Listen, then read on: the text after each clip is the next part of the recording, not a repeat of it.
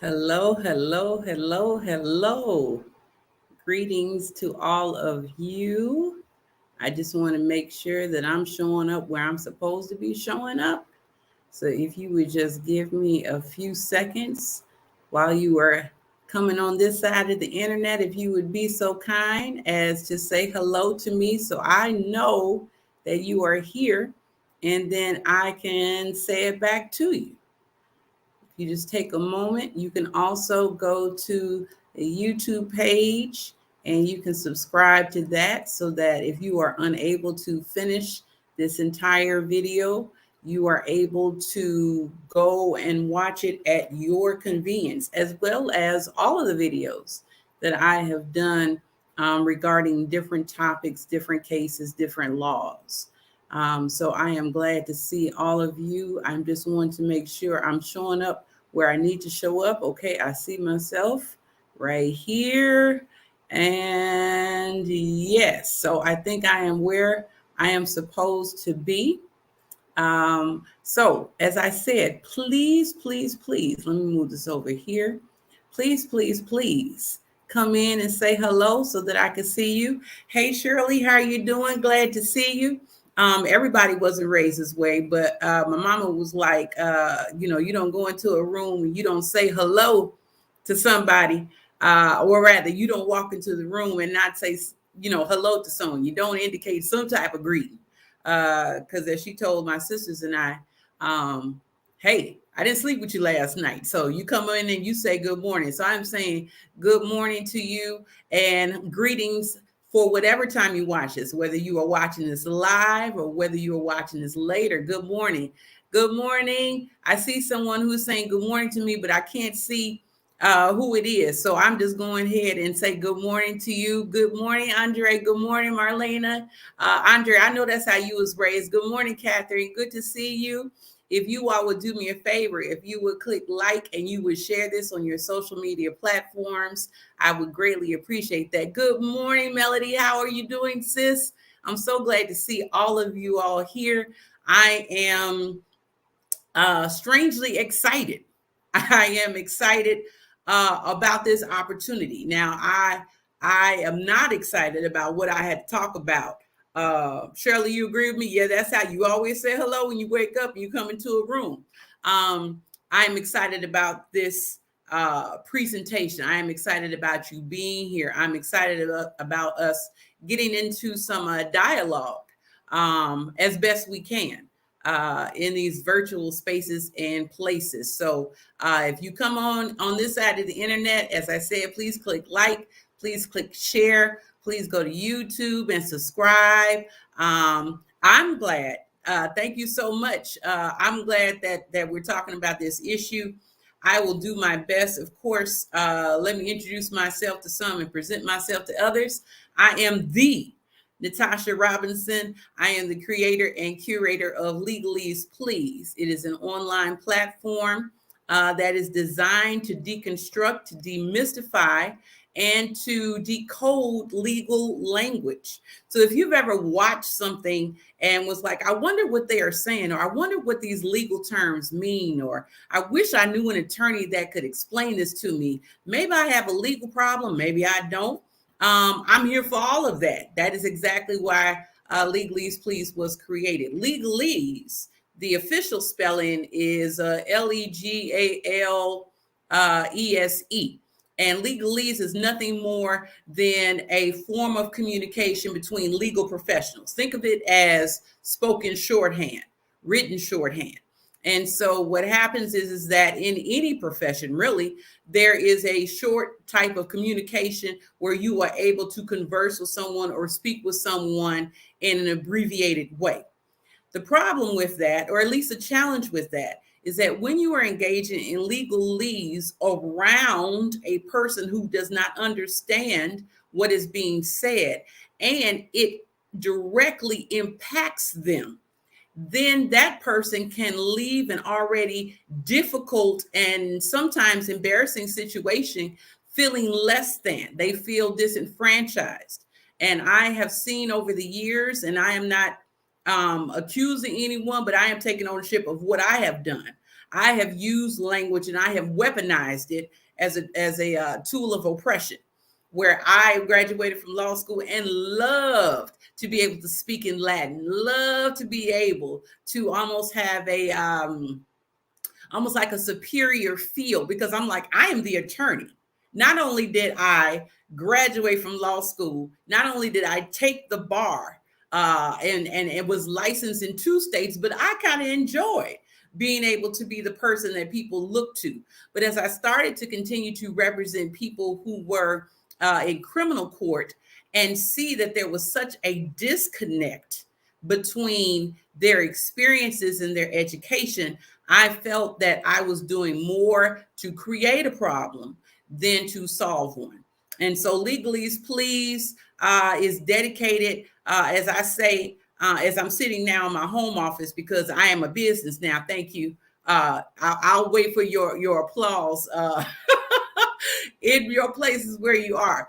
But Legaleaze Please, one of the taglines, if you will, is the same. We build you up by breaking it down.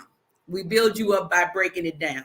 And so I'm here to break down the language. I'm here to break down barriers to comprehension. I'm here to break down systems. And we're here to build each other up, to bring questions. A lot of times when we have conversations about law, particularly criminal law, there's some emotions with that. And it takes a lot of bravery to be able to have a conversation with a lawyer, with a legal professional, with anyone, and not feel a modicum of shame, of embarrassment, of vulnerability. All right. So as I said, we're in community. I am strong enough to hold your truth. You can share as much or as little as you want. I want to say good morning to people. I see, hello, Dr. Melva. Good morning. Hey, I'm like, who am I looking at? All right. Hey, Reverend Kendra, Masora. Hey, Andre. So I am just glad to be here with you. As I said before, click like, click share, go to the YouTube channel, Legaleaze Please. Also, by way of background, if you look, no, it's this way. If you look up here in this corner, you will see the motto of Legaleaze Please. Good morning, Sora Brandeis. Good to see you. You will see the logo for Legaleaze Please, which was designed by my good big sis and my friend, Dr. Irie Session, who is also one of the co-pastors of The Gathering. She designed this logo for me, and I wanted a logo to be able to express lifelong learning. Okay, lifelong learning.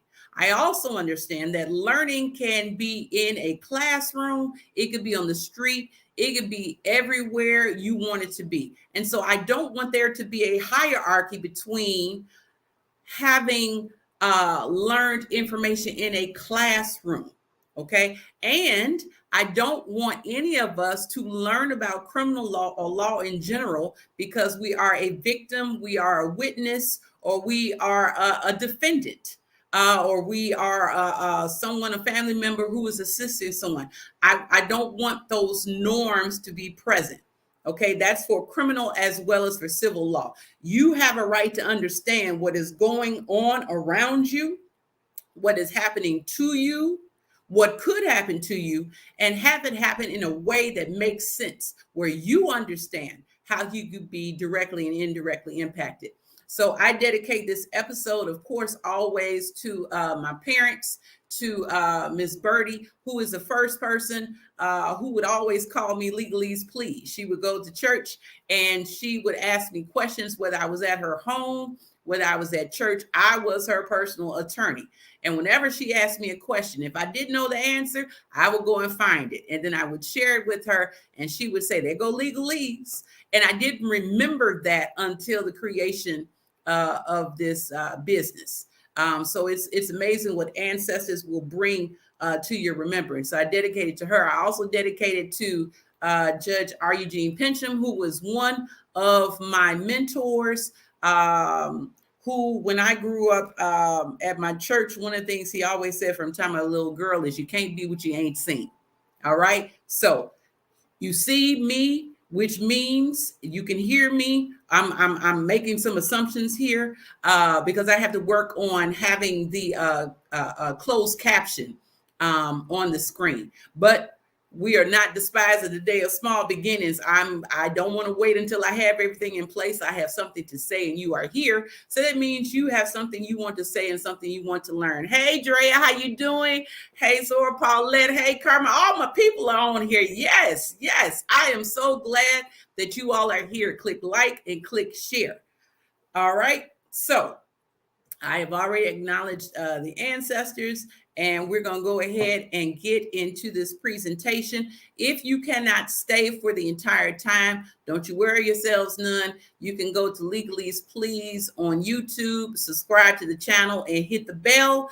And then not only will you be able to see this and past episodes, you will also be able to get notifications when I go live. All right. Okay, so let's get into it. I titled this, Where Do We Go From Roe? Where do we go from Roe? If you have been anywhere, thank you so much for sharing, and thank you, cousin, for telling me closed caption is working. I appreciate it.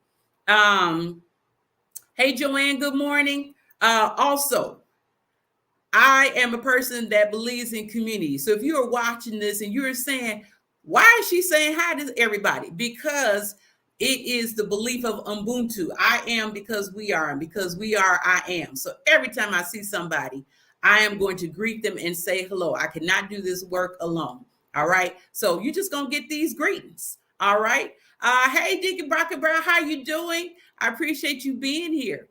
Okay. So where do we go from Roe? If you have been anywhere within earshot, reader shot, eye shot of anywhere, you have either learned directly or indirectly that there was a decision that was made by the United States Supreme Court.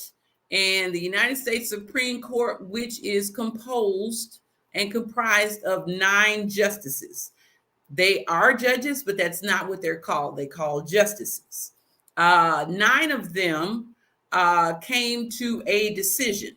And we're going to go into what that means and the implications of that. But basically, the case, which was not Roe versus Wade that was being heard, the case was actually Dobbs versus Jackson Women's Health Organization. That case overturned Roe v. Wade, and Casey is another precedent, which I will get into in a moment.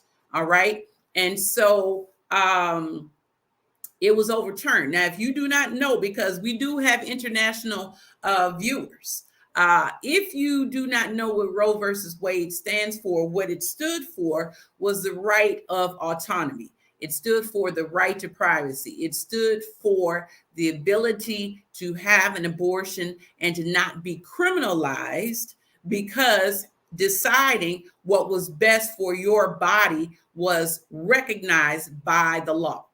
Okay, so the first case that we're going to talk about is the Dobbs case, because that is the Dobbs case. It is a case that the court took the opportunity to do what they've already been doing, which is trying to unravel our constitutional rights one decision at a time. Okay, so while you may hear a lot of conversation about, oh my God, Roe v. Wade, yes, that was a direct case that was overturned. But the reason why it was overturned was because the Dobbs versus Jackson case. Okay, so I'm going to go to the next slide. All right, so I am going to first start with the word from the Lord, Audre Lorde. Okay, Audre Lorde says, and I quote, "There is no such thing as a single issue struggle because we do not live single issue lives." Okay, Audre Lorde, who was a prolific womanist, writer, scholar, she was a person who just, told it like a TI is. And one of the things that she said was, quote, "There's no such thing as a single issue struggle because we do not live single issue lives." Why do I start off with Audre Lorde? I start off with this particular quote because all of us come into this space and this place with struggles that cannot just be within a vacuum or just be within a single heading. but we come to it with our total selves, okay, with our whole selves, which means we come with intersectionality as well as integration. What do you mean? I'm glad you asked. Intersectionality, which is a term that was coined by Professor Kimberly Crenshaw of UCLA. She is also one of the founders of Say Her Name. She created this term called intersectionality, which is talking about how there are different layers of existence in all of us. And so how when we approach different things in life and in the law, we needn't redact ourselves. We don't need to edit ourselves, but bring the wholeness of who we are and the community that is presented with us, that community or communities recognizes the totality. So, for example, I come into this space as a Black person. I come into this space as a woman. I come into this space as a licensed attorney. They weren't just giving this out on a Etsy. I earned my degree as well as my undergraduate degree. I come in as a mama. I come in as cisgender rather. I come in the space as Dr. Weems, Renita Weems coined, a thinking woman of faith. So there are all these overlapping, I would say intersections, okay? Meaning they all meet at a point. And also there are some spaces and places where we need to be integrated. I am sick and tired of persons feeling like when they go into a space, they can only show up as queer. They can only show up as Catholic. They can only show up as Black. Show up in the fullness of who you are, okay? And then let people adapt or not, all right? So when we're having a discussion, I want you to bring your total selves to this conversation. Good morning, Mama Carolyn. Good morning, Soror. I see you. I see all these people. Yes. So you are bringing not only the intersectionality, which is where your identities meet, you are also bringing the integration, which is while you are identifying that you have these identities, bring them together and integrate them so that you are seen in the fullness of who you are, which is why I started out with Audre Lorde. All right. So our objectives, we have a couple. Now, when I'm in class, I usually tell my students, while these are learning goals, please emphasize the learning and the goals. Some of these we will not get in the time and the space that we are together, which is why I record these sessions so that you can go back over time. Remember, I said Legaleaze Please logo is about continual learning. It is about lifelong learning. So you may not get it now, but you may get it later. We don't need to have a focus, a fixed mindset, but have a growth mindset where you may not get it now, or you may not get it yet, but you're going to get it. All right. So our objectives are to acknowledge the context of these times, because, I'm not going to talk about any content without first situating ourselves in where we are in this moment. We're going to define important legal terms and concepts used in the case that overturned Roe v. Wade, which is Dobbs versus Jackson. We're going to explain what the Dobbs court is saying through its majority, concurring, and dissenting opinions. We're going to determine how the Dobbs ruling impacts us and when. And we're going to strategize what to do now that Roe and Casey have been overturned. Now, please understand that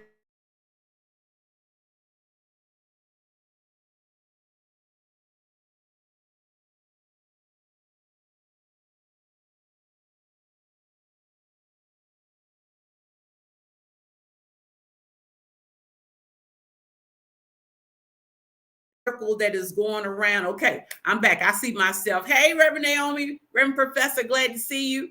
All right. So this is what we're going to do. Please understand, and I'm just passing on some free advice since you're here in the space. You don't have to publicize every move that you do from now on, especially because of the fact that there are people that are always what we call ear hustling, okay, and eye hustling. They want to see what you're doing. They want to hear what you're doing. And sometimes you got to go, as Dr. Melva talks about, in the hush harvest. You got to get low. Okay, you know the song, get low, get low. You got to get low. Okay, and I want you to use your spirit of discernment in deciding what and when to share to whom.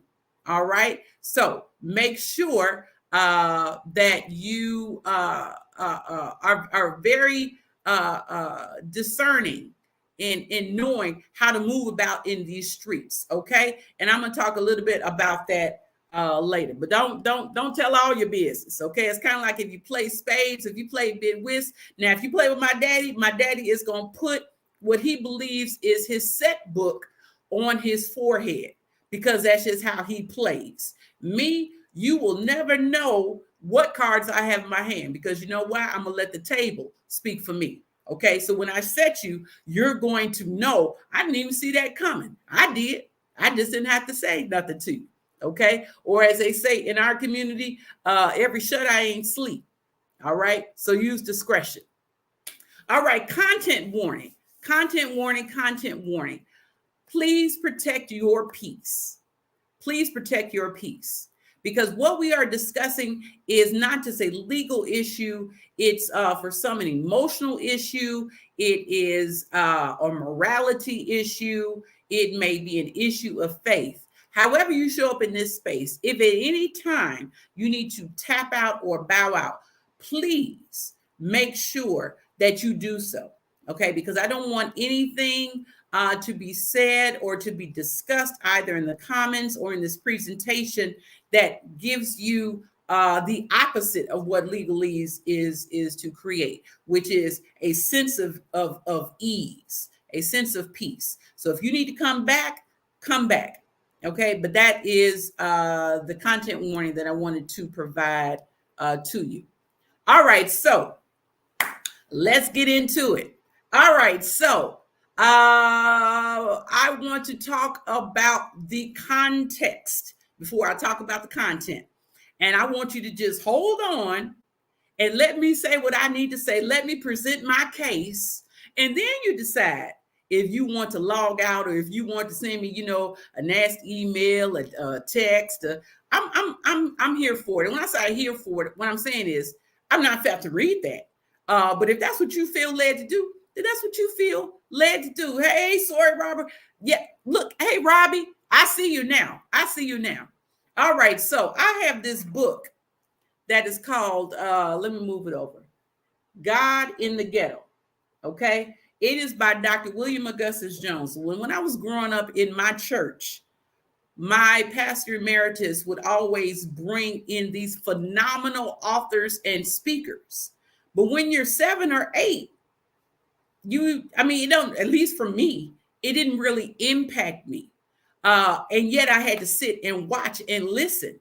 And so it wasn't until it was brought back to my memory that one of the people that I heard lecture at my church was Dr. William Augustus Jones, who is the author of God in the Ghetto. Now, Natasha, why are you talking about God in the Ghetto? Give me a minute. As I said, let me state my case, and then you decide whether you're going to keep going with me or you're going to be like, no. All right. So this is coming from the book of Jeremiah, the life and ministry of Reverend Dr. Jeremiah A. Wright Jr. by Dr. Susan Williams Smith. Shout out to Dr. Susan. I love Reverend Sue, who I also grew up under when I was a little girl. All right. So this is Reverend Dr. Jeremiah A. Wright Jr., who is my pastor emeritus, quoting and summarizing Dr. William Augustus Jones. So stay with me. Okay, don't tap out because you're like, okay, she's getting religious and spiritual. Just give me a moment. Okay, quote says, Dr. Jones, in his book, God in the Ghetto, argues quite accurately that one's theology, how I see God, determines one's anthropology, how I see humans, and one's anthropology then determines one's sociology, how I order my society.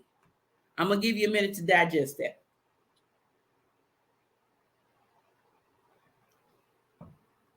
I'm going to read it again. Dr. Jones, in his book, this book right here, God in the Ghetto, argues quite accurately that one's theology, how I see God, determines one's anthropology, how I see humans, And one's anthropology then determines one's sociology, how I order my society. Well, what the hell has this got to do with law? I'm glad you thought that. Here is my argument. For the purposes of this discussion, I want to expand the definition of God, little g, as anything or anyone a person is allegiant to, reveres, or endears. Okay? I want to build upon Dr. Jones' premise about theology informing our anthropology, which then informs our sociology. I want to expand on that. I am saying, for the purposes of this discussion, that God is anything or anyone a person is allegiant to, reveres, or endears. So that means it's not about religion. It's not about faith per se in this framework. It is about, what are you allegiant to? Who are you allegiant to? What do you revere? Okay, I'm going to tie it up with how this affects the outcome of Dobbs and Roe versus Wade and all of that in a minute. But I would submit that for this discussion, God is any school of thought, pedagogy, collection of ideals, beliefs, canons, dogmas, scholarship, a country. Did you hear what I said? A country. All right.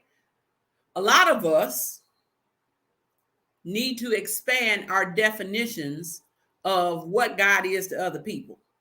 Not because they are religious, not because they are spiritual, not because they are believers of faith, but because there are a lot of gods in our society. And in the next couple of weeks, next couple of months, next couple of years, you will see these demonstrations in the legal. All right. So how I see God then impacts how I see humans, which then impacts how I order my society. So, for example, if I am a white, racist, capitalist person, then I am allegiant to that God of capitalism, that God of racism, that God that says that white is supreme, that if you do not align yourselves to who I see my allegiance to, which is God, then how I see humans is, if you are the opposite, if you are the antithesis of how I see God, to what I am allegiant to what I worship, to what I revere, then how I order my society is anything that is the antithesis of what my God is, of what my allegiance is to, you are at the bottom of my concern, if at all. Okay? So understand that God, we're not talking about a deity. I am simply building upon the framework that is provided to us by Dr. William Augustus Jones. And that framework is, God is anything to which a person is allegiant to, reveres, or endears. It could be ideals. I want you to think about over history, how gods have shown up. The God of capitalism, the God of patriarchy, the God of supremacy, okay? The God of disenfranchisement, okay? And they're called many things. Some people call it patriotism. Other people call it racism. I'm just simply saying that we need to expand what it is that we are discussing when we have this conversation. So I want you to stay with me. Stay with me. So when we talk about allegiance to God, then what I go on to say is that legality always follows morality in this country. Always, always, always, always. Well, what do you mean, Natasha? Here we go. Because you know I got the evidence. All right. So prohibition was when there was a time, can you believe that you couldn't drink liquor because it was illegal? You couldn't drink it. You had to kind of sneak and drink it on the low. Okay. Until someone's morality, what they believed was right, was codified in the law. Okay? So it was illegal to drink alcohol until it wasn't. It was illegal to enslave Black persons until it was more profitable to disenfranchise them through Jim Crow laws and Reconstruction and. Marijuana, do you remember the time that marijuana used to be criminalized? Until it wasn't. Okay? So now, while you have people sitting in state and federal prisons, one group is still waiting to go to trial because of the backlog of cases. The second group is serving time for a crime that is no longer illegal, because someone decided that their allegiance to God means now my morality changes. So now I am going to profit on the backs of Black and brown and poor persons. Okay? So when you see these different dispensaries popping up, that ain't on accident. It's because you're at a different worship service. At 7:30 service, marijuana was illegal. But at 11 o'clock service, it's full range, it's full game. Okay? And you want to know how morals develop? Follow the almighty dollar, which is a God. If you pull your money out and you look on it, not the coins, but in your paper, what does it say on it? In God we trust.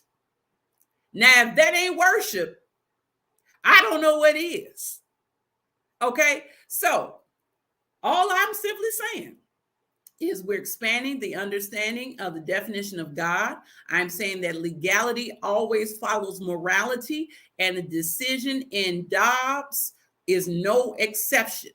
Roe versus Wade was overturned because the morality of people who have taken power believe that now their morality, what they worship, what they believe, what they're allegiant to, needs to be legalized.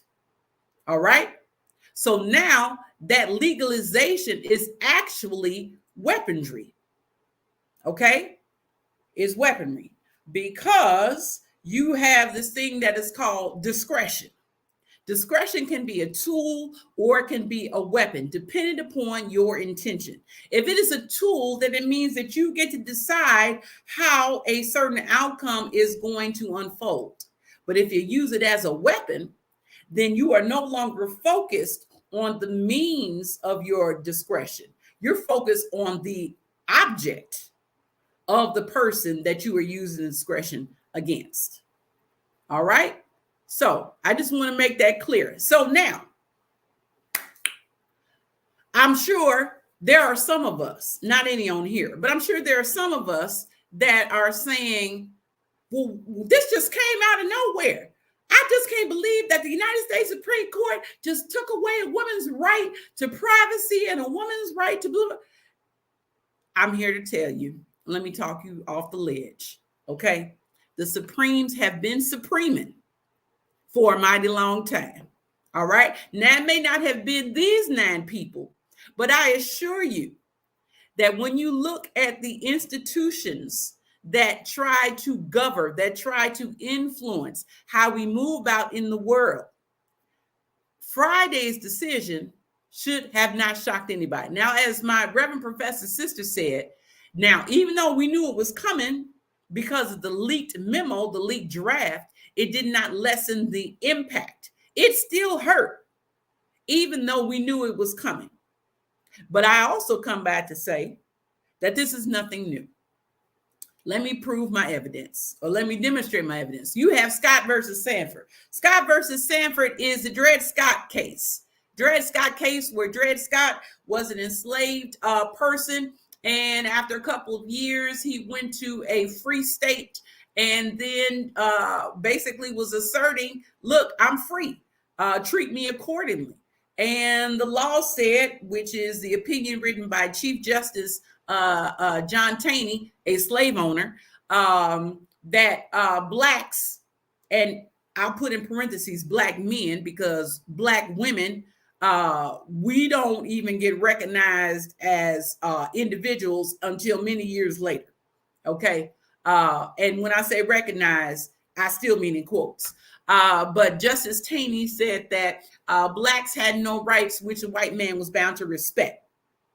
Now, had he just tweeted that, okay, that's your opinion. But when your opinions begin to be weaponized and legalized, that is where we start the disenfranchisement.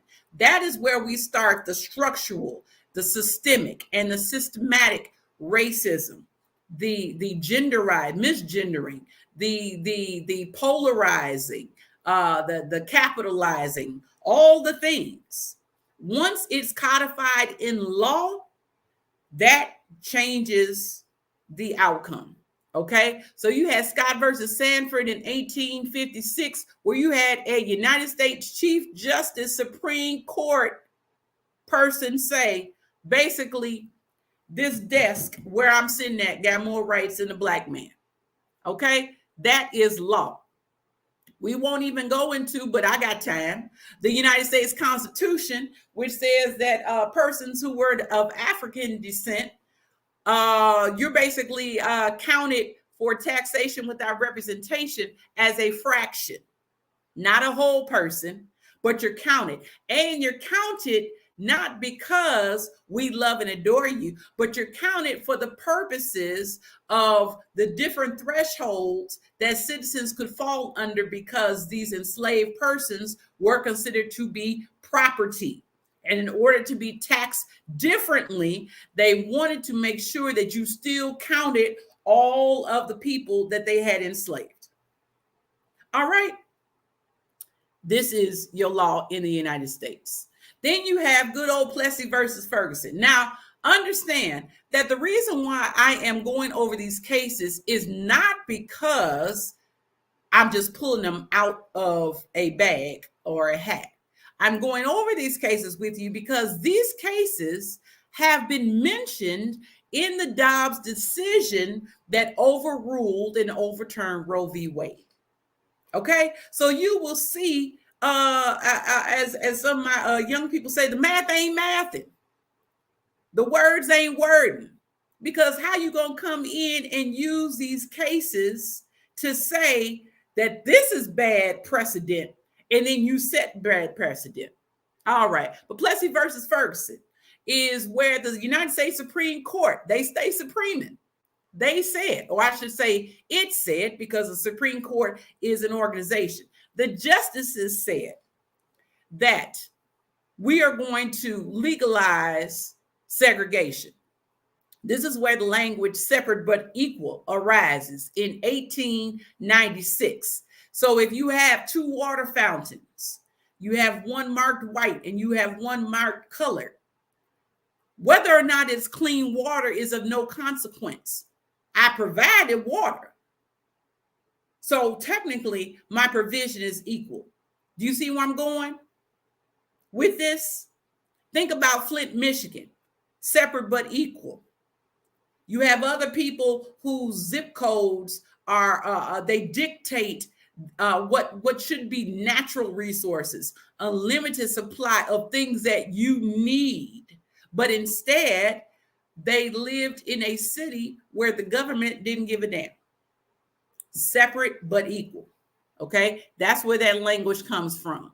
And then Brown versus Board of Education, the poster that I sit in front of, this is actually a painting of Brown versus Board of Education. This is where you have actually two. I don't know if you knew that there were two Brown versus Board of Education, but there are.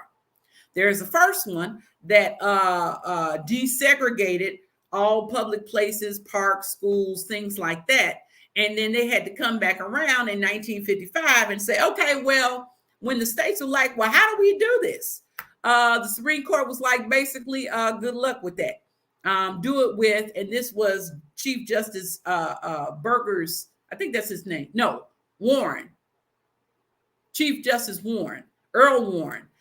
He said, with all deliberate speed. What does that mean? Take all the time you need. Okay.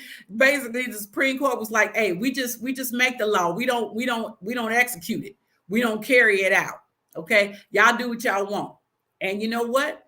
The states did. Okay. You had the North that were, engaging in everything that they needed to engage in. Now, please understand that the North does not get a pass. Okay. Because the North sometimes, if they were not as racist as some of the Southern states, they were more racist because they were like, look, I mean, I didn't call you out your name. I just treated you as if you were not this and that. So please understand that. So I'm running through these quickly so you understand we're still on the context of the Dobbs decision. So now we get to Dobbs versus Jackson Women's Health Organization. That is the name of the case. This is a citation. So if you wanted to go to Google and you wanted to type in all of the citations like you saw in the other cases, you wouldn't be able to do so. Why? Because this case is still hot off the press. It doesn't even have a citation yet. Okay. Instead, you are getting what is called a slip opinion.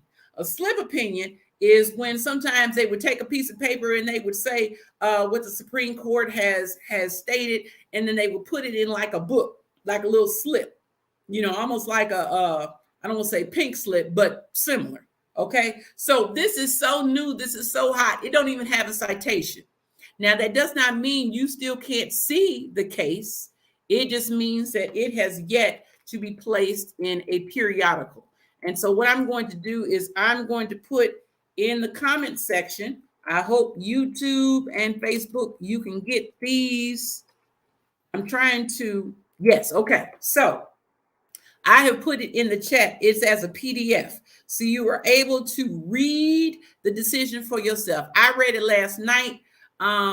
As I put in my Facebook post, it is 213 pages long, and less than 213 pages of it is caca.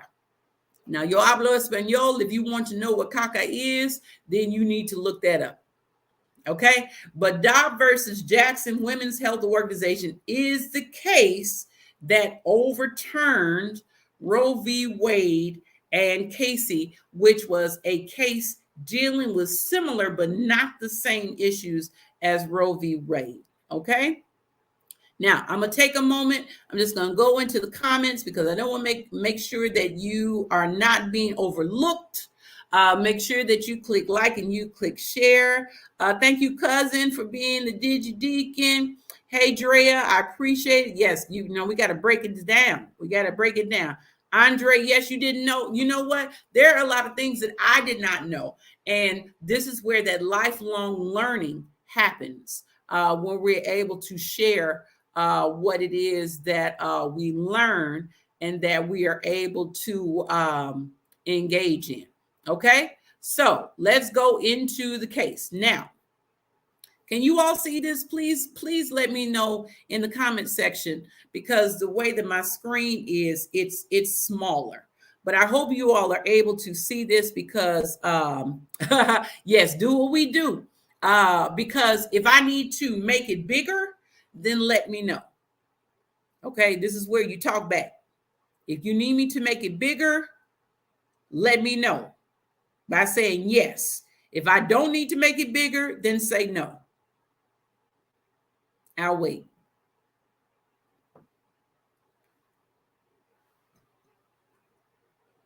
Okay, it's clear. Is it big enough for you to see?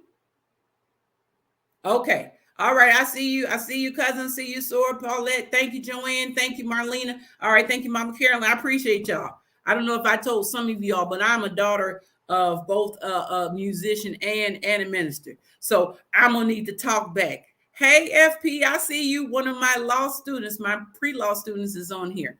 All right, legal terms and concepts.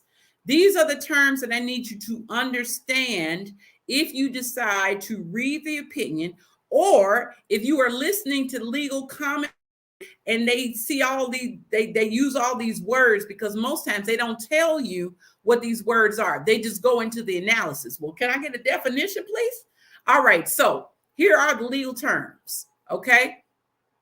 Petitioner. A petitioner is a person, an entity, a state, a corporation, what have you, who is seeking the United States overrule a lower court's decision. So the way that you have the United States is you have the lower courts on the state level and on the federal level. And if there is a decision that is been reached and you wish to appeal it, you go to the appeals. You appeal it. You're asking that that decision be reviewed. If you still do not get the outcome that you want, then under certain circumstances, you can then appeal it again to the state Supreme Court or to the United States Supreme Court. Okay? So when you are a petitioner, you are petitioning, you are asking that a higher court overrule a lower court's decision. In this case, the petitioner is asking the United States Supreme Court, I don't like what they did. I need you to fix it. A respondent is a person that's like, hey, I'm chill. I ain't got no worries. I ain't got no problems. Keep it as it is. Okay. The respondent, they are responding and they're saying, hey, I won, so I'm good.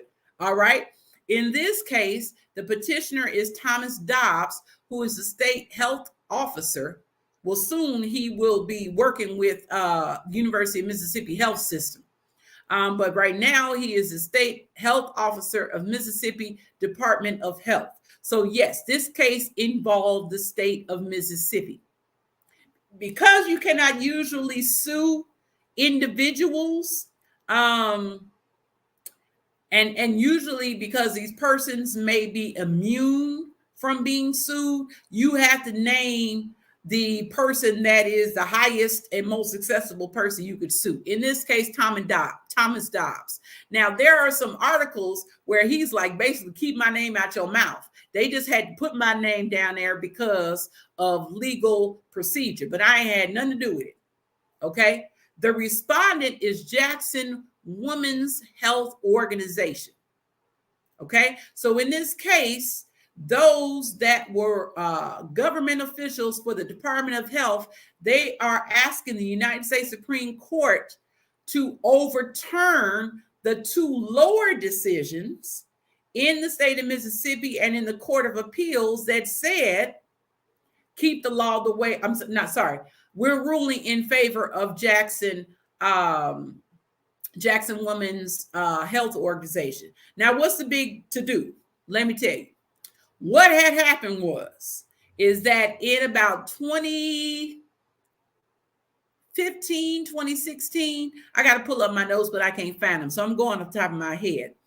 Mississippi, they create what is called Gestational Age Act. And the Gestational Age Act said that if you are pregnant, and if you are pregnant and it goes past 15 weeks, any abortion that you have is considered to be illegal. Okay? Run it back. In Mississippi, they have a law that is called the Gestational Age Act. And this law says, let me see if I can pull it up. This law says that if you try to get any type of abortion after 16 weeks, then you have violated the law and that it is illegal.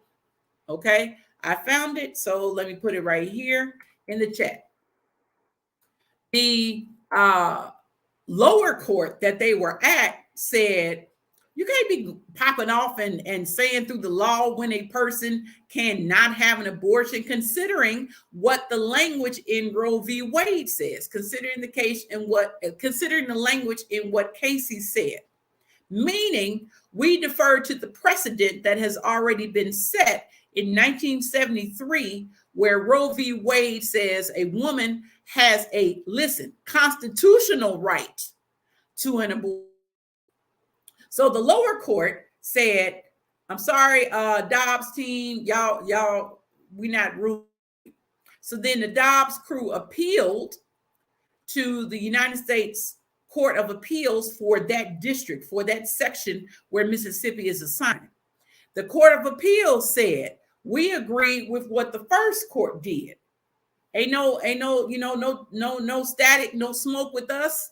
We're letting you know that Jackson Women's Health Organization, which, by the way, out of the entire state of Mississippi is the only place where a woman can get an abortion legally.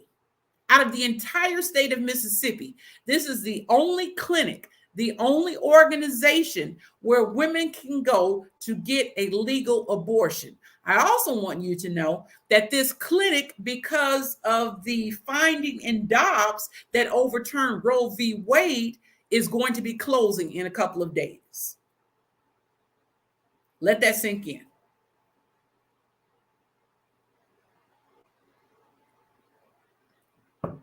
So what that means is, in real time, if a woman who is a resident of Mississippi, if a person, rather, who is a resident in the state of Mississippi wants to terminate their pregnancy, engage in the right to privacy, they have to go outside of the state of Mississippi in order to do what the law should recognize they can do.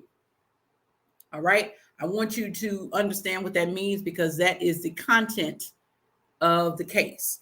Now, whenever you hear an opinion is nothing more than a written decision by a judge. In this case, the United States Supreme Court justices. You usually have three types. So 9 judges.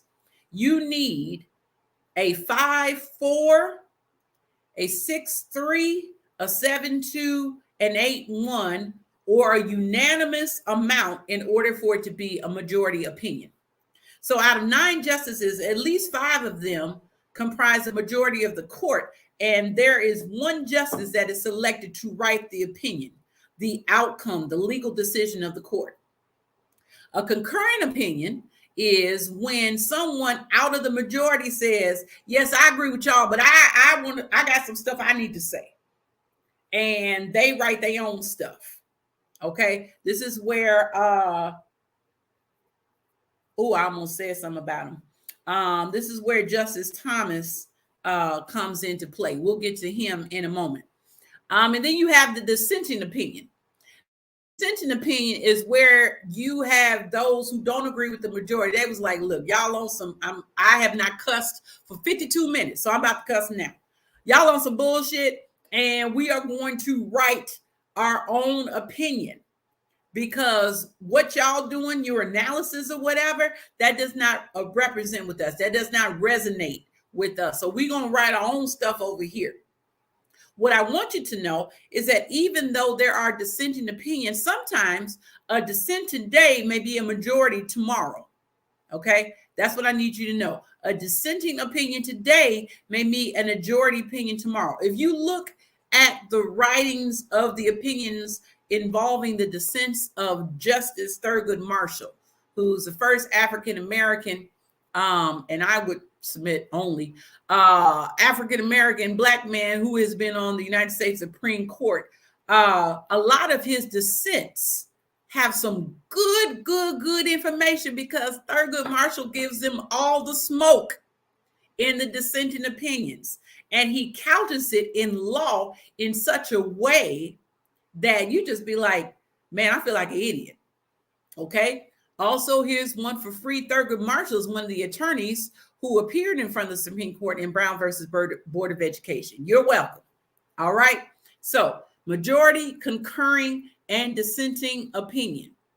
Now, here comes the Latin. Here comes the time for you to flex in front of your friends, where you just start, uttering terms. Parlez-vous français? Habla español? Hobarigani? All this stuff. Well, law loves Latin. Law loves Latin. And so there are some terms in this opinion that I want you to know. Whenever you see the term et al., that means in Latin and others. Okay. So usually for a lot of these cases, if you have a lot of defendants, a lot of respondents, a lot of plaintiffs or petitioners, sometimes it can get a little long. And so what they do is they may say something like, do we cheat them and how? Et al. Meaning it's more people that is a part of this. You just don't see their names. There are others. All right. This word I've always had a problem saying, but I'm going to try and say it again. rid of see, still can't say it. That don't mean I don't know what it means. I'm gonna figure out how to say it, but sometimes the pronunciation just leaves me. But whenever you see this word, that means in Latin to be more fully informed, which also means that in order to get the Supreme Court, you don't just walk up in there in DC and says, hey, they did me wrong, and I want y'all to right that wrong. Writ of censorial. Did I say that right? I don't, you know what I mean. What it is that you have to fill out paperwork, arguments, briefs, persuasive, that talk about why you believe the Supreme Court, which at this point is elite, they can't hear every case that is being asked for them to hear. What they do is they will say, you know what? We're going to hear this, but we're not going to hear this. We're going to hear this, but we're not going to hear that. Okay? Because remember, the Supreme Court is the court in the United States and its territories. So they don't have time to be hearing every case. What they do is decide what cases they're going to hear and which ones they're not. Okay? And so a writ of certiorari, I hope that I said that right, is saying to those who are engaged in the case, hey, we're going to hear y'all. So y'all get your arguments and your briefs and everything, get your crew ready. And then we're going to hear what you all have to say. And then we're going to make a decision. All right. This next term in Latin, I can say that, stare decisis. Okay. Because I'm going back into my law school days. Stare decisis means to stand by things decided. It means we're going to honor the precedents that have been set regarding these topics. We are going to honor or stand upon the precedent. What are precedents? Precedents are earlier cases that set a pattern. They set a mold, if you will. They're saying, if you're going to do this, you got to do it this way. Okay. So these are all of the terms that are in the case. I'm going to make this bigger so that I can see it. So this is what the court decided. This is just a few things. It's not all of the things, but this is some of the topics that I want you to understand. What Dobbs said, and we'll talk about the impact. Dobbs court, that is the majority, because the final count was 6 justices in the majority opinion. You had 2 justices who were like, look, I agree with the majority. Now let me say, you know, what I got to say. Let me go ahead and do my thing. And then you have the dissenting opinion, which were 3 justices, where they was like, nah, hell no, we not, y'all tweaking. Okay. The majority says that they determined that abortion is not a constitutional right. So whereas Roe v. Wade said abortion is a constitutional right, which means it's a protected right, it's a fundamental right, Dobbs was like, no, abortion is not a constitutional right. As a result of that, abortion and any subjects relating to it, any cases relating to it, is now subject to the lowest level of scrutiny a court can give to the law that is facing a constitutional challenge. Don't worry, I'm going to explain all of this shortly. The court also decided that the 14th Amendment does not protect abortion. This is a rollback of the 50 plus years where Roe has been a constitutional safe harbor, if you will, that allowed persons to get abortion without any type of criminalization until. The court also said that abortion is antithetical to the history and tradition of the United States. So the way in which they couched their analysis, the opinion was written by Justice Alito. What he said for the majority is that in order to determine what something means, in this case, abortion, you need to look to the history and the tradition of the United States. So they want us to decide when this country was founded in 1770 something, to go back and use that lens to determine if what we're talking about now in 2022 lines up with the history and the tradition of the United States. Well, I told you early in the beginning that legality follows morality. So the history and tradition of the United States is always changing. Okay. But in this case, they said abortion is antithetical to that. The court also says that the right to privacy does not include abortion and soon to be other rights. We'll get to that. That the legality of abortion is left up to the states to decide. So instead of the federal court, the federal government giving a protection across the board, if you will, now they have snatched it back. Now each and every state and jurisdiction and territory get to decide for itself whether abortion is going to be legal or illegal. And the other thing that came out of the Dobbs decision is that other cases involving substantial due process should be reviewed by the court. There goes Thomas Thomasing. Okay. Now, when we talk about standards of review, I just said that abortion is now at the lowest level of scrutiny. Let me explain it this way. Whenever the Supreme Court is reviewing a fundamental right, that could be the right to marriage, the right to same-gender loving marriages. In this case, the right to an abortion. There are 3 levels that they can consider to determine whether a proposed law infringes upon or violates that constitutional right. Strict scrutiny is the highest level. And in order for a state or government to pass strict scrutiny, they have to, as the legislator, pass a law that furthers a compelling governmental interest. So it has to be compelling. It can't just be, oh, we decided today that this is going to be the law of the land. It has to be compelling, and the structure of that law has to be narrowly tailored. So it can't just be great and expansive. It has to be very specific in order to achieve the compelling interest. So things that fall in strict scrutiny level are the things that I talked about. Abortion is one of them. You have intermediate or heightened scrutiny, which is only invoked when the state or the federal government passes a law which negatively affects certain protected classes. In order to pass this level, the challenge law must, 1, further an important government interest, and 2, must do so by means that are substantially related to that interest. So that is the medium level. The rational, which is the lowest level, is the easiest level to meet. The rational basis test or rational review test is generally used in cases, pay attention, where no fundamental rights or suspect classifications are at issue.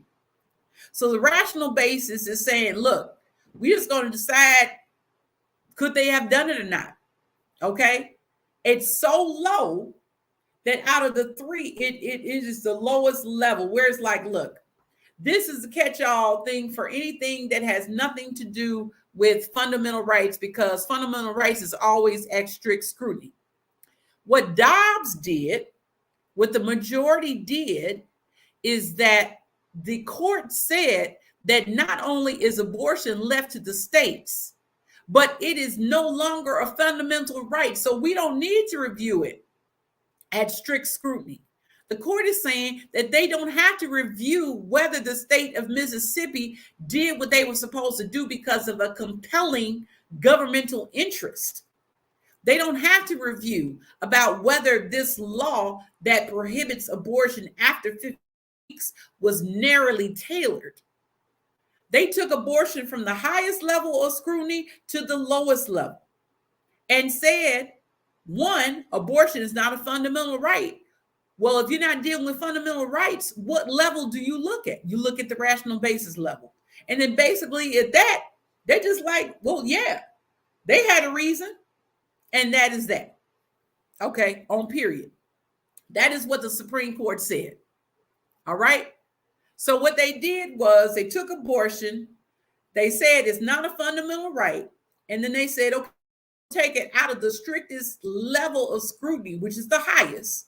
And we're going to knock that sucker down to rational basis. And that rational basis, while there is a threshold, is not as strict as strict scrutiny, which is why they said basically that, and this is me paraphrasing for the Supreme Court, the way that they went in on Roe v. Wade, it wasn't even a sneak diss at that point. They was like, basically, your Roe is raggedy, you raggedy, your family raggedy, you didn't go to law school, y'all don't know what y'all talking about. Now couch it in very flowery legal language, and they put all these cases to be able to justify their position. But basically they said, in this opinion, Roe ain't shit. That's what they said. Okay, I have read the 200 some pages, and I'm telling you in advance, that's what they said. And not only did they say it, but they said it as a matter of law, which, as I told you, is the game changer. Okay, so some of these quotes, Alito, who wrote the majority decision, says our decision returns the issue of abortion to those legislative bodies, and it allows women on both sides of the abortion issue to seek to affect the legislative process by influencing public opinion, lobbying legislators, voting, and running for office. Here's where they start signifying, quote, women are not without electoral or political power. What? So they're putting in the opinion that women, y'all got political power. If we bring abortion from a federal fundamental right to a right that the states decide whether you have or not, you can vote these folks out if you want to. You know what to do. Okay, but it is very dismissive. Okay, then we have the concurring opinion. This is what some people have been up in arms with, where they say, Justice Thomas says, quote, in future cases, we should reconsider all of these court substantive due process precedents, including Griswold, the right to privacy and use of contraceptives. We need to revisit Lawrence, which is constitutional for sexual intimacy among same-gender loving couples without facing criminal sanctions. And Obergefell, that's a 2015 United States Supreme Court case that made it a fundamental right for same-gender loving couples to be legally married. In Clarence Thomas's concurrent opinion, he's saying, while we reversing shit, let's look at all of these other precedents. Okay? We're looking at all these other, Dr. Tony, you say what you need to say. Okay? And Dr. Irie, so women do not have a basic fundamental right to determine what happens to and with our bodies. Yes, it is no longer a fundamental right. It is no longer a constitutional right. Dobbs is saying in his opinion that now, if you want to know how to handle abortion, you need to go to your state legislator. Okay? You need to pay attention to how your elected officials are going to handle this from here on out. Now, let me pause. I don't know about other states, but I know here in Cook County in Illinois, where I am, there is an election tomorrow. If there was no other reason why you no longer need to only vote for the big elections, this is why. Okay? This is why.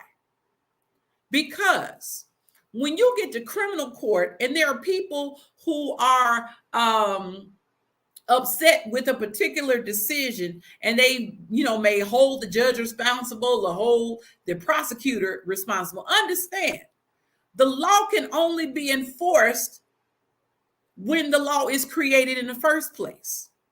So when you want to look at mass incarceration, when you want to look at profiling, don't look to the end of the system, look to the beginning. The beginning is the laws that are being passed. But if you don't go and vote, if you don't know who your alder persons are, if you don't know what the referenda is, then what happens is these bills become laws, and then by the time you get upset, it's too late. get upset when it's a bill. I know I have enough people on this live that remember Schoolhouse Rock. I'm just a bill. You want to stop bills in its tracks while it is still pending legislation. It's a lot harder to undo a law than it is to undo a bill. But Audre Lorde also said that we cannot be silent about those things. Okay, our silence does not serve us. And if you're saying, well, I'm just, I don't feel the people, then you know what? Your vote is silent because you're still voting. You're still saying through the absence of your vote that you are endorsing whatever happens. And we need to come from behind these beliefs and these systems of my vote doesn't matter, or they're talking about things that don't affect me, or let me just come out every 4 years for the big election. Let me tell you something. Although Dobbs affects you where you live, local law will get you much quicker and will have a quicker impact than the federal government ever could. So you got to go into these local elections. You got to go in and visit these school boards. You need to go in and get to know the people in your neighborhood. Thank you, Mr. Rogers. Okay? Because what happens is that as the federal government, as the United States Supreme Court starts unraveling, and trust and believe, this is just the beginning. As they continue to unravel what are fundamental rights that are protected by the federal government, all of this stuff is going to go straight to the state legislature. And if you have a lot of people that just sitting there being cute and not paying attention to any law that actually serves for the liberation of all people, and instead they try to impute their agenda and their opinion, times are going to get a lot worse before they get better. It's just the beginning. That's right, Sherry. All politics is local. That's going to get you first. The United States president, the president of the United States, don't give a damn about all the potholes that are in your neighborhood. But your village president can do something about it. But your mayor can do something about it. Okay?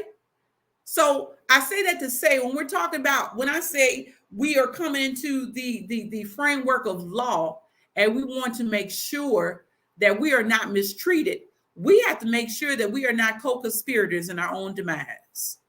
We cannot redact our voice and say it only matters in certain situations. We can't do that. Okay? Because there are people whose sole agenda is to take everything from you that you enjoy. You don't need to look to the devil. The devil's in the details. All right? So what happens now? What happens now is that states' law will sanction or ban abortion. It's already happening. If you look, I think it's Washington Times. That's not what that is. It's New York Times and Washington Post. If you look at Washington Post, in some locations, they have a map where people are already passing laws that say that abortion is being banned. Okay? Hey, Margie, I'm going to come to your question in a minute. Okay? States are free to impose as much or as little restrictions that they choose. Remember, the United States Supreme Court said to the states, here you go. Do what you will with abortion because we ain't doing nothing. And by the way, it's not a fundamental right. And most state legislation iterates or reiterates the legislation of the federal government. So if you have persons in power that don't believe, remember we said little gods, how I perceive what I have allegiance to then informs how I see my citizens, which then informs how I order them. If I do not believe in the rights of women, if I am a misogynist, if I am a xenophobe, if I am against transgender loving, if I am against LGBTQIA individuals, not only can I hold that opinion, but I can weaponize my opinion into legislation at the state level. And if you don't vote against me, then now my opinion becomes law. Okay?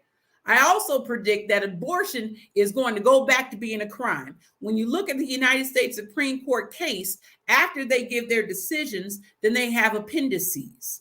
And in the first appendix is a list of all of the states that criminalized abortion before Roe versus Wade was decided. Okay, so take a look at that. You can look and see. And they went back in time. They went back to 18 something and just all the stuff, which of course, because at the time, again, morality was you did not kill a child. Not my words, their words. Okay, so not only will abortion become a crime, but the persons who assist with abortion and have abortion, mark my words, it's going to become a crime. It's going to become a crime. Okay.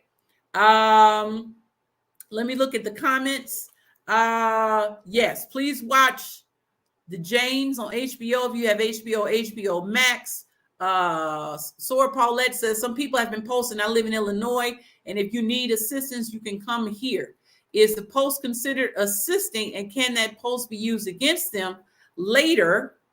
Let me show this question so that y'all can see what I'm reading. Some people have been posting, I live in Illinois, and if you need assistance, you can come here.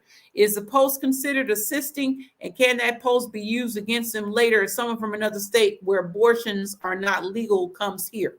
Well, it depends. And usually all legal answers start with it depends.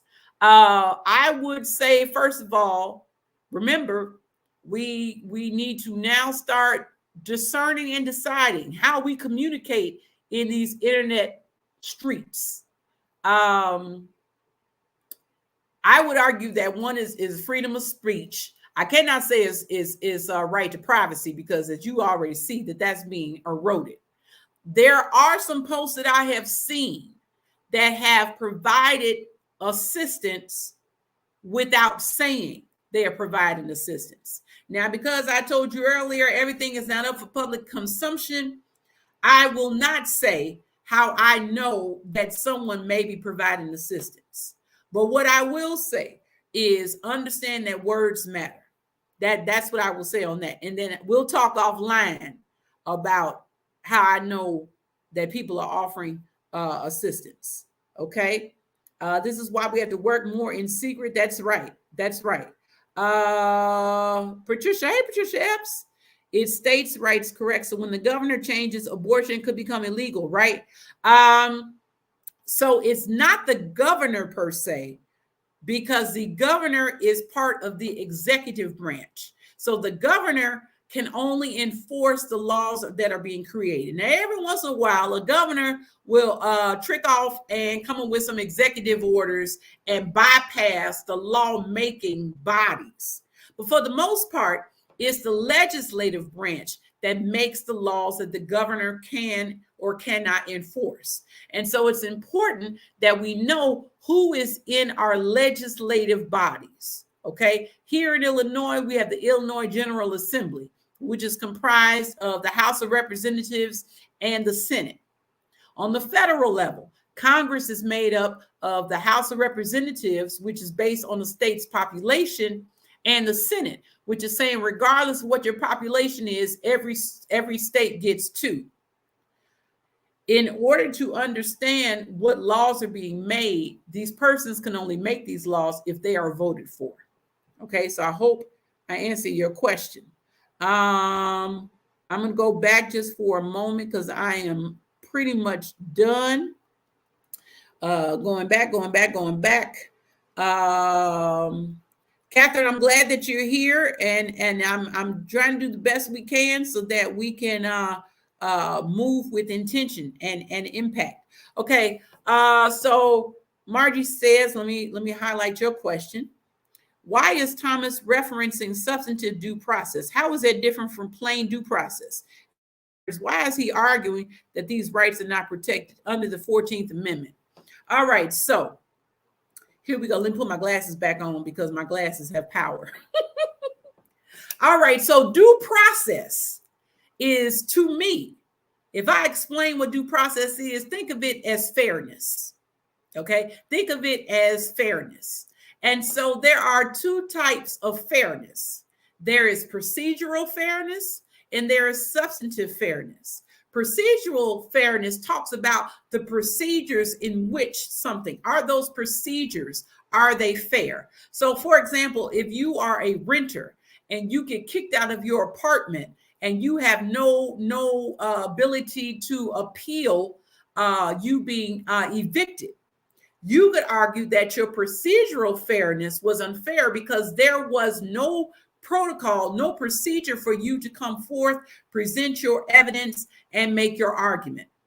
Substantive fairness is saying that there are certain fundamental rights which need to be provided to persons because they were not provided originally in the writing of the Constitution. So when Thomas is referencing substantive due process, what he is saying is some things that are fundamental rights don't need to be fundamental rights because they do not fall within the history and tradition and the spirit of the Constitution. Now, put a pin right there. The ironic piece of that statement is that if we were in the spirit and the tradition of the United States at the time that he wants us to focus, he wouldn't be able to say nothing because he would have been enslaved unless he was a free man and he lived either in the North or in a territory where there was no recognition of legalized slavery. That's the first thing. The second thing, which is if he's talking about substantive fairness, then that also means he now needs to divorce or have his marriage to his white wife annulled because he benefits from the constitutional case of Loving versus Virginia, which gives him a fundamental right to marry outside of his race. Okay, so I hope I answered that. Whenever I talk about him, I get a little loud. So I just wanted to put that. I hope, Margie, that I answered your question. If you all have any other questions, please put them in the comments. Okay, so yeah, and Margie, we could talk offline about how I really feel about it. And you know me well enough to know how I feel about it. Okay, all right. So okay, the caucasity. Since Friday, there have been, I won't say an increase as much as I will say that there has been an exposure of people talking out the South because they're just like, the hell with it. We can say whatever we want because we've already been saying it, one, and we believe it. And who's going to check me, boo? In the words of Sharif for the Real Housewives of Atlanta. So you have Illinois Representative Mary Miller, who, when she is introducing President 45, she says that she wanted to thank him because the reversal of Roe versus Wade is, quote, a victory for white life, end quote. Now, I'm not surprised by that. Of course, you know, they're backpedaling and they're saying, oh, I didn't mean white life. It was a Freudian slip. Look, she said what she said because that's what she meant. Okay. And so, you know, she getting a lot of heat. I ain't even paying attention to this heifer. Going to the next one. Then you have Senator John Cronin, who, when President 44, which is Barack Obama, gives his opinion on Twitter about the impact of the reversal of Roe versus Wade, this sitting senator said, quote, now do Plessy versus Ferguson and Brown versus the Board of Education, which is how I started, because this senator is saying that now you need to put back in place Plessy versus Ferguson. Now you need to put back in place what life was like before Brown versus Board of Education. So basically, he is advocating as his role as a sitting elected official to put back in place segregation of all types. That's what he's saying. Okay? So when you have the Caucasian, and I only say Caucasian because these are two white people. Clarence Thomas is white thinking. And when I say white thinking, I really mean capitalistic, misogynistic, all of the isms. He is, as my friend Dr. Melvin said, he is an aesthetic African. Now, if you want to know what that means, hit me up on email and I'll explain to you what that is. But when you have these instances of persons in person and in deed saying basically, ain't shit you can do to me. There's nothing you can do to me. I don't need to wear this mask anymore because this is the way of the world. You just gonna have to get used to it, or as some people say, leave. Now you already know I ain't going nowhere. Okay, so this is some of the audacity that sitting current elected officials are going. Okay, so where do we go from Roe?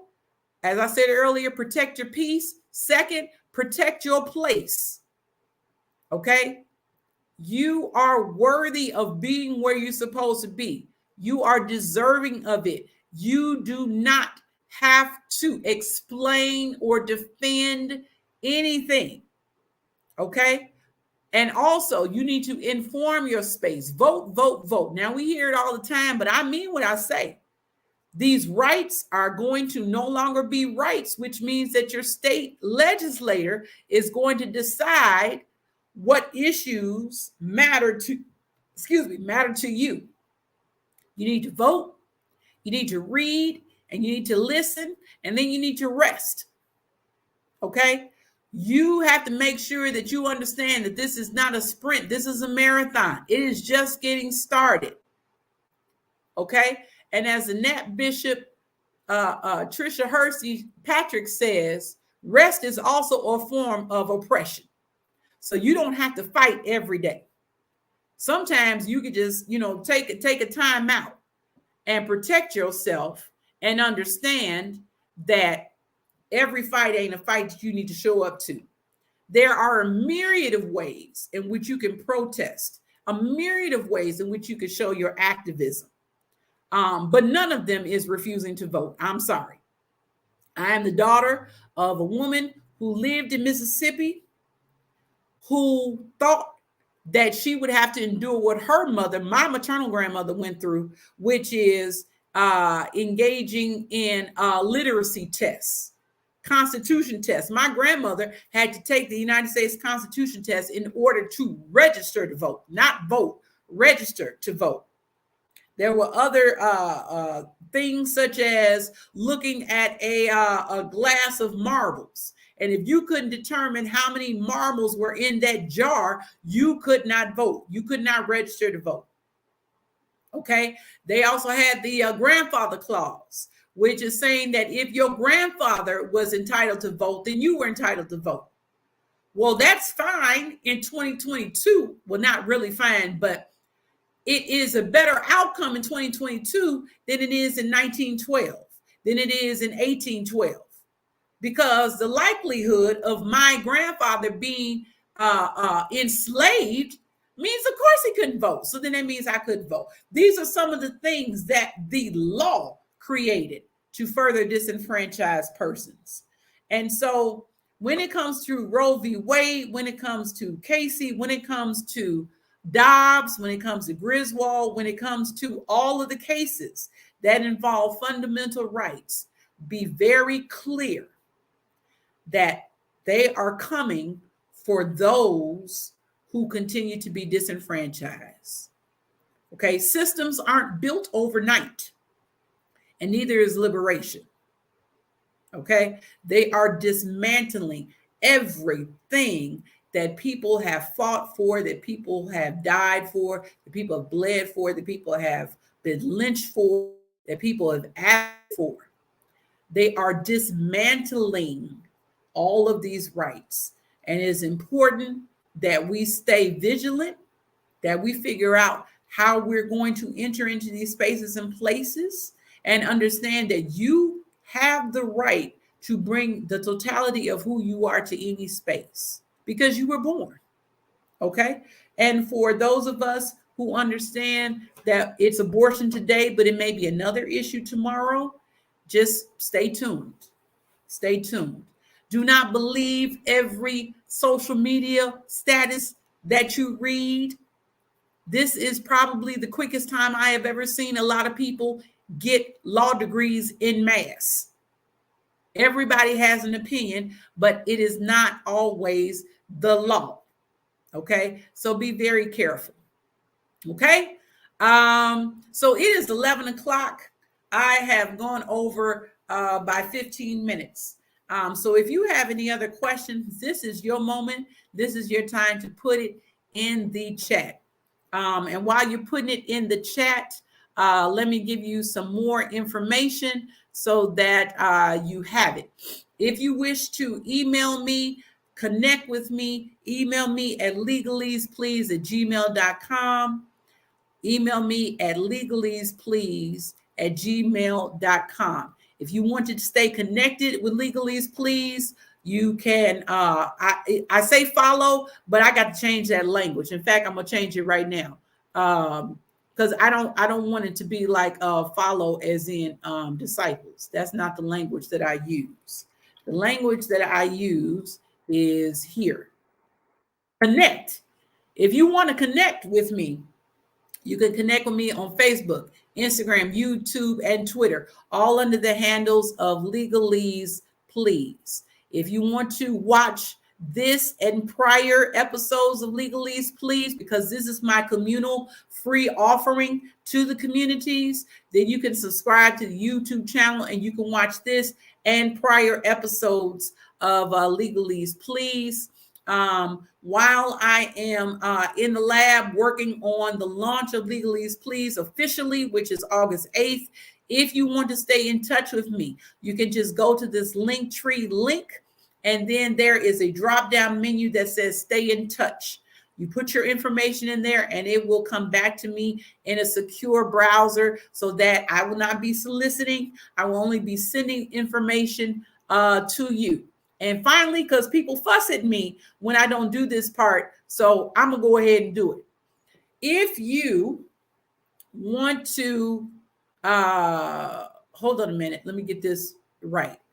If you want to give, if you want to partner with me in this work, because there do be expenses, all of the social media subscriptions and Zoom, because I tell you everything ain't online. I'm working on some things, and things cost. We're still in a very capitalistic society. Consider it to be a communal partnering rather. I am on Cash App at $Legaleaze Please, and PayPal or Zelle legaleazeplease@gmail.com. That is only if you move to. If you're not, just your presence is appreciation enough. You click like, click share, share this with your networks, because I see that there are a lot of people talking about stuff, and there are some things that are not legally sound, and that I want to provide to you all. Okay, so with that, I thank you so much for being here. Patricia, I see your comment. You need to take some law classes. They are coming. My cousin is correct. They are coming. I will be offering in the fall, starting in September, some online criminal law classes that will talk more about what the laws are, what does mean, and it's going to talk about it without the public gaze. So you're going to get all this extra stuff once I post information about the classes. Okay, so as I said, it's 11:04. You all came on 9:30. Thank you so much. The best way you can continue to support is just being present, by spreading the word, bringing your questions, knowing that this community is strong enough to hold your truth. And you can email me. I'll be happy to help. You are welcome, Catherine. Thank you so much. Thank you, Joanne, for being here. Thank you to my cousin Carmen for keeping the written transcript in the chats. Thank you, Mama Carolyn. I appreciate you. I'm here. And there's going to be some more legalese pleas. I'm going to be talking about how Miranda versus Arizona, how those rights are being taken away. Thank you, Sharice. I appreciate you. Thank you, Sister Lori. I appreciate you. You're going to get all this good teaching. And now, because Legalese Please is full time, I will be able to give it to you straight, no chaser. All right. So thank you so much. I appreciate you all. Protect your peace and have a good day. Take care.